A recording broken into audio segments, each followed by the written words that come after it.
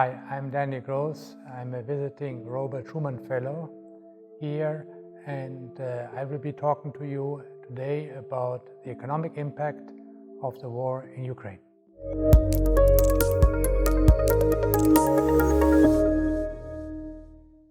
We are now about 1 month into the war in Ukraine, and it already has totally changed the politics of Europe and the way the economy is working. Today I will concentrate on a few aspects which appear clear at this early stage. The first direct impact of the war will be on trade. Europe has basically put an export ban on almost everything which was going to Russia. And that, of course, has a strong impact on our export industry. Total exports to Russia amounted last year to around 90 billion. Perhaps not all of that will fall away, but a very large part. And therefore, we can estimate that about perhaps 60 to 70 billion in demand will be lost for Europe. That's about half a percentage point of GDP. It's a serious negative impact, but manageable.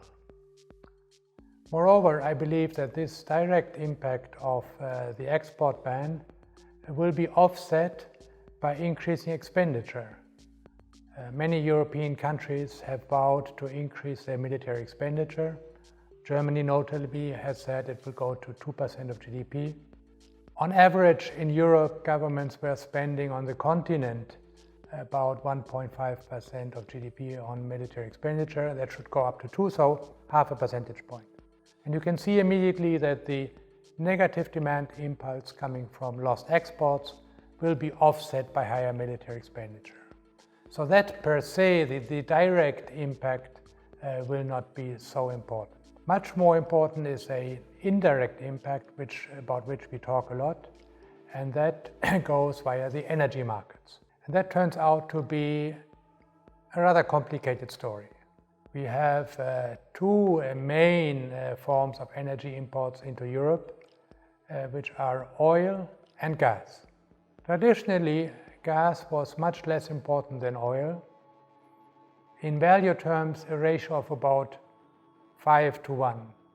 So our European oil imports were 5 times more important in euro terms than gas imports. But now what has happened is that the gas price has exploded. On some counting, it has gone up by a factor of 4. So now what could happen is that actually gas becomes more important or as important as oil. And this brings us to something very important to keep in mind, which is that gas is a very different commodity from oil, because oil can be easily put on a tanker and shipped around the world. Whereas gas is mainly shipped over medium distances via pipeline. And if you want to put it on a ship, then it's called liquefied natural gas. That is rather expensive, but it can be done over large distances.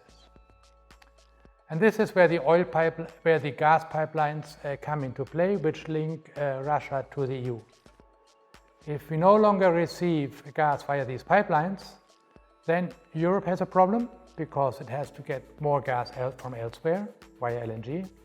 And Russia has a problem because it cannot export its gas via other pipelines because it has just one small one to China, and constructing new pipelines would take ages. And that is where the really interesting part is now, because there we are in a bilateral monopoly situation.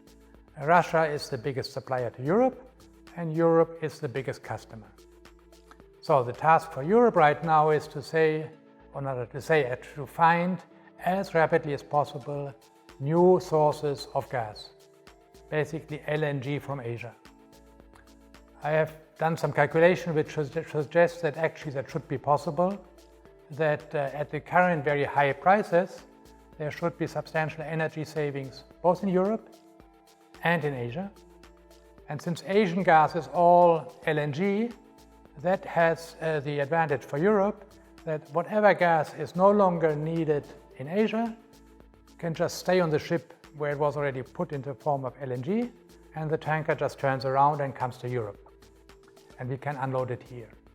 So I would say that it is actually possible for Europe to disengage from Russian gas rather quickly. And that is what is going on right now. And that is why it is very important that the price in Europe is allowed to be very high, so that everybody, households and firms who are using gas, have an incentive to save on it.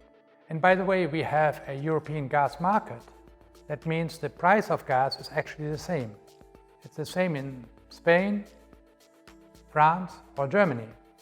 Although France receives very little gas from Russia, Spain none, and therefore the increased price of gas has actually the same economic impact in Germany, in Italy, or in France and in Spain.